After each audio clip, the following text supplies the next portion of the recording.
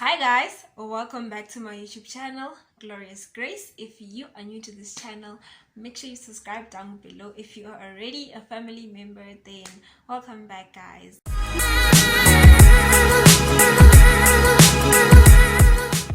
So, in today's video, I am going to be, maybe I will stop moving back and forth. And this is like this is like one of my favorite verses, guys. Like, I love Hebrews 12 from verse 1 to 3. Even on Facebook, like my bio, I just wrote there Hebrews 12 verse 1 to 3 because I love that verse so much. Because what's there not to love about it? I mean, it's Hebrews 12 verse 1 to 3. But on New Version, they were focusing mainly on verse 2, so that is what the verse of the day was on about. So I just love what they've done. I just love what New Version has done with their whole Bible. Like, the verse of the day is not just a verse anymore. It's actually like a whole devotion where there's also a video. So like, it's a whole open story. You get a prayer, you get a devotion, you get a video of someone talking about that verse, and it's just so nice. And it's amazing. YouVersion, I love you for doing that. I love you so much. So Hebrews 12 verse 1, I'm gonna finish at verse 3, but yeah, okay. And it says, verse 1, therefore, since we are surrounded by such a great cloud of witnesses, let us throw off everything that hinders and the sin that so easily entangles, and let us run with perseverance the race marked out for us, fixing our eyes on Jesus, and the pioneer and perfecter of faith. For the joy set before him, he endured the cross, scorning its shame, and sat down at the right hand of the throne of God. Verse 3, consider him who endured such opposition from sinners, so that you will not grow weary and lose heart. So I'll start by explaining verse 1, and then verse 2, and then verse 3, and then I'm done. I don't want to take too long.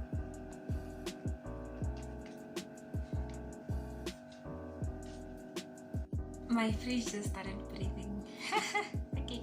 Anyways, so it says, therefore, since we are surrounded by such a great cloud of witnesses, let us throw off everything that hinders and the sin that is easily entangles, and let us run with perseverance the race marked out for us. That's verse 1, right? So this verse starting by saying therefore means that it's kind of like a continuation from what was being said in the previous chapter. And the previous chapter is chapter 11, which talks about faith in action. So chapter 11 is just a whole chapter talking about everyone, the heroes of the Bible, who have overcame and conquered and have endured by faith. I'm just gonna let me read 3, okay? We know the heroes of the Bible. So verse 1 says, now faith is confidence in what we hope for and assurance about what we do not see. This is what the ancients were commanded for. And then verse 3 says that by faith we understand that the universe was formed as God's command, so that what is seen was not made out of what was visible. Verse 4. By faith, like all these verses just start by saying by faith, by faith, by faith, by faith. Okay. By faith Abel brought God a better offering than Cain did. By faith he was commended as righteous when God spoke well of his offerings. And by faith Abel still speaks even though he is dead. Verse 5, this is the last one. By faith Enoch was taken from this life so that he did not experience death. He could not be found because God had taken him away. For before he was taken, he was commended as one who pleased God. And without faith, it is impossible to please God, because anyone who comes to him must believe that he exists and that he rewards those who earnestly seek him. We all know the story of Enoch. Enoch did not die and he was buried, and Enoch was taken by God. You know, if you want to read the book of Enoch, it's on Google. But anyway, so I encourage you guys to read. I'm not going to read the whole thing. I said to just read Hebrews 11, so that now we move forward to Hebrews 12, and it starts by saying therefore.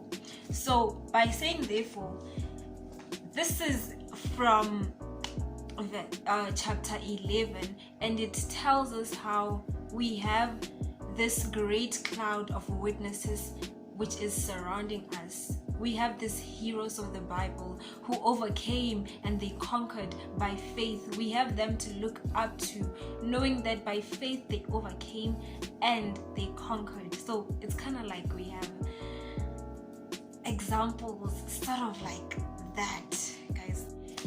So since we have these heroes of the Bible, we ought to do the same. We ought to also overcome and conquer by faith, so that we can also run the race that has already been marked out for us by Jesus Christ, who has already gone before us and marked out this race, so that we can run this race with what? With endurance. So that's what verse 1 is talking about, and it's just so nice because let us throw off everything that hinders and the sin that easily entangles. Everything that hinders is basically everything that is trying to stop you from running the race. Anything that will kind of like prevent you from running the race effectively. So you need to throw off any weight, anything in life that you feel like is weighing you down. You need to lay that down. Yeah, weighing you down. Yeah, you need to lay that down. Like, lay that aside. Verse 2 says, fixing our eyes on Jesus, the pioneer and perfecter of faith. For the joy set before him, he endured the cross, scorning its shame, and sat down at the right hand of the throne of God. Fixing our eyes on Jesus. What else can you fix your eyes on? You cannot fix your eyes on problems, because that is not gonna solve the problems. So we need to fix our eyes on Jesus. And this is the verse of yesterday's verse of the day was on verse 2. I did mention that. And the video, I forgot what his name was, but he said that, and I quote, he said, our primary job is not to figure out how to make God happy. It's to fix our eyes on Jesus. Jesus is the one who blazes the trail to God. Our job is to get behind Jesus and try and figure out how, and not try and figure out how to make God smile. So that is very significant, guys, because when we try too much to focus on our problems and remove our eyes on Jesus, that is when things are gonna get very messed up. When we try to work our way up, it's just not gonna happen. We should always remember that we have not been saved by our own works, but we have been saved by grace. And I'm just gonna read Ephesians 2 from verse 1 to 9, because I don't want to miss out. I don't want to leave anything out. So it says, made alive in Christ. As for you, you were dead in your transgressions and sins, in which you used to live when you followed the ways of this world and the ruler of the kingdom of the air, the spirit who is now at work in those who are disobedient. All of us also lived among them at one time, gratifying the cravings of our flesh and following its desires and thoughts. Like the rest, we were by nature deserving of wrath. That is a topic for another day, but let's focus on verse 4 to 9, which says that, but because of his great love for us, God, who is rich in mercy, made us alive with Christ even when we were dead in transgressions. It is by grace you have been saved, and God raised us up with Christ and seated us with him in the heavenly realms in Christ Jesus, in order that in the coming ages he might show the incomparable riches of his grace expressed in his kindness to us in Christ Jesus. Verse 8. For it is by grace you have been saved through faith, and this is not from yourselves. It is the gift of God, not by works, so that no one can boast. Salvation is a free gift from God. We have been given this free gift. A gift is something that is willingly given to you and you don't even have to pay for it. It's for free, mahala. God has given us for free. You know that there's a war going on in the spiritual realm, and that is a war between spirit and flesh. And when we try to win, when we try to defeat the flesh, there's a war going on. Okay, I can't sing, but anyways, there's a war that is going on, and we shouldn't try to use our own strength, because when we use our own strength, we forget to fix our eyes on Jesus. And the main goal for us is to just fix our eyes on Jesus, guys. We should fix our eyes on Jesus. We need to relax and fix our eyes on Jesus, because he alone is the, other versions say that he is the author and the finisher of our faith. The author and the finisher. Done. Full stop. Verse 3 for the last time, and this is the last one, says, consider him who endured such opposition from sinners, so that you will not grow weary and lose heart. Jesus is our inspiration. He is our example.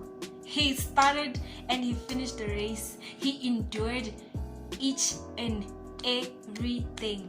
We run with perseverance. We run with endurance this race because Jesus endured suffering, and he endured the cross from the beginning until the end. He finished.